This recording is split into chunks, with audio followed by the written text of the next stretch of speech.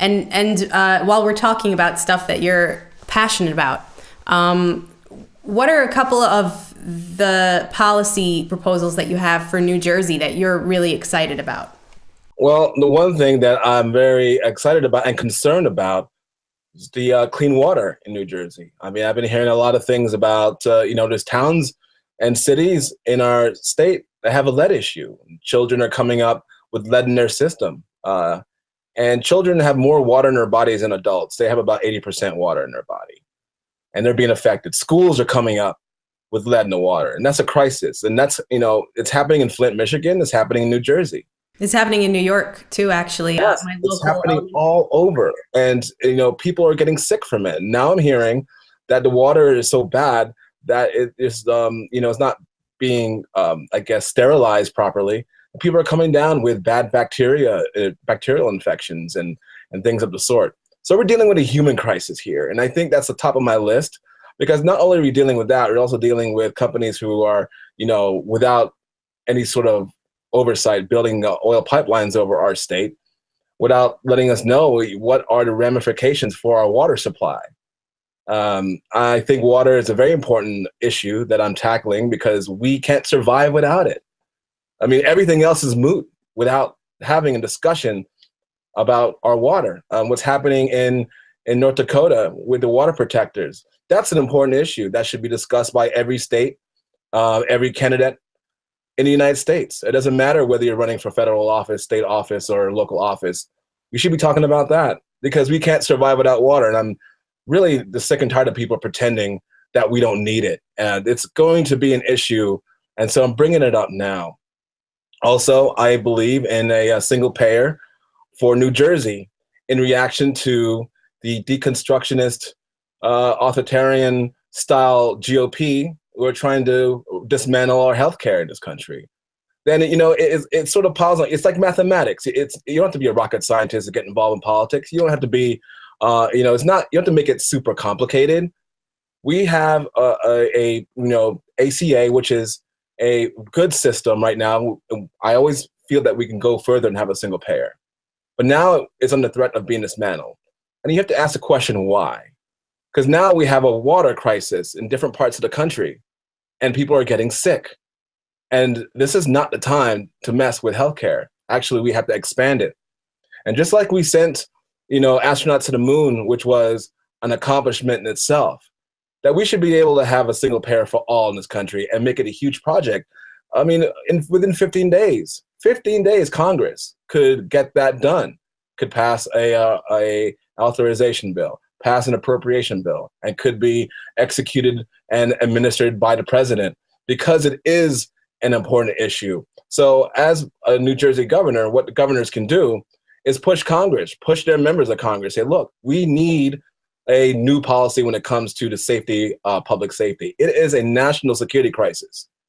There's no use in having a robust defense strategy for conflicts abroad if at home we're not protecting our own people. And it's just egregious.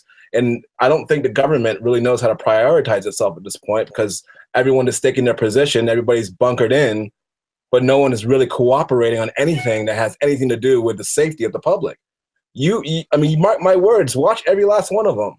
They're not going to be talking about water. I mean, that's one thing that we should be talking about on a consistent basis because we need a policy on making sure that it's clean. And it just seems like people feel that they could drink oil.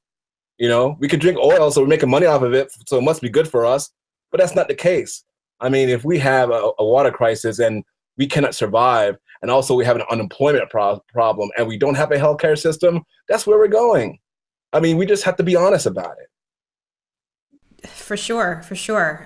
It's astounding when you really look back at how, as you're saying, the government is making people sick literally with lead contamination and oil spills and GMOs and whatnot. And then they're going to turn around and even, cut health insurance even further. I mean, it isn't ideal with the ACA as it is. And now they want to sort of repeal it altogether. So, yeah, I'd say those are serious major issues. And I think that you talk about those things, people are definitely going to be listening in New Jersey and all around the country. So I wish we could talk more, and I hope that you'll come back and talk more about other issues later, because I really want to, I'd love to pick your brain about policy and about strategy and whatnot when you're, maybe after the race or maybe even sooner than that. I don't know. But so is there anything that we haven't talked about that you really want people to know about your campaign?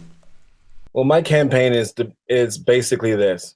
After 2016, after progressives were basically ousted out of the Democratic Party, Bernie Sanders had the right campaign. He had the people behind him. He had the crowds of people. I saw it live. I saw it on TV. I saw it on my computer. I witnessed it live.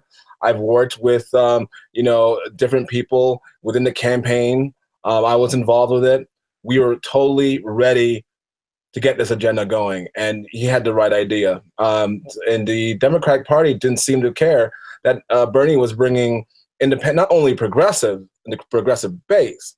He was bringing independents and libertarians. I don't think the DNC even knew that, but he was. I think Republicans too. Yeah, Republicans, exactly. I mean, there are Republicans who voted for Obama. I mean, I believe that this Bernie Sanders campaign was sort of an evolution from the Obama campaign. The same people who voted for Obama, the same crowds that he has, this is Bernie's campaign, and it was even bigger than it was before. It was a continuation of the progressive electoral movement that's been happening since the Obama campaign. And the Democrats just tossed it out like it was nothing. Now they want everyone to come back to them after they made a huge strategic blunder. And now we all have to do the hard work ourselves of pulling together a coalition, because I believe the Democrats are just too weak to really take on the new Trump style of republicanism, which is a huge problem because they're very go-getting. They're very, in your face, and they're going to tell you what they believe.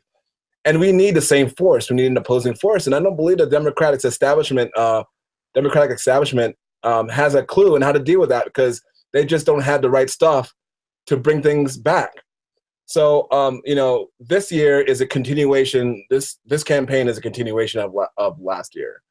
And because of the things I'm talking about, I didn't want the air to be dead from issues, to just talk about issues that nobody cares about, which Republicans and Democrats seem to want to do, and keep us focused on what we need to do. So this will take us into 2018.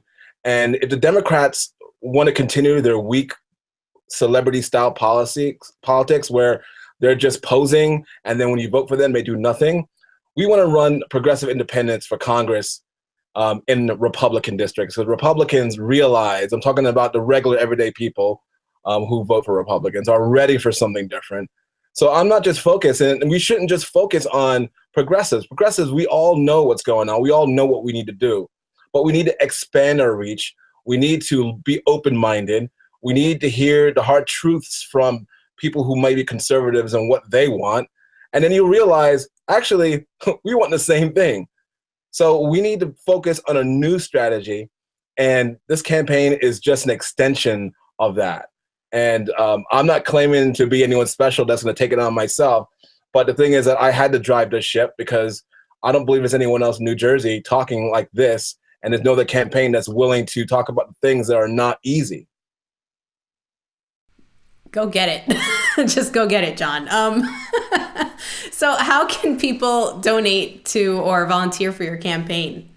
If you go to www.lancelot2017.com, Lancelot2017.com, you'll read through everything and read about the campaign. On the bottom, there's a donate button if you're so inclined to do so and you believe what we're doing is right. And also, you'll see our platform. Go there and you could donate there as well. And that's where everything is.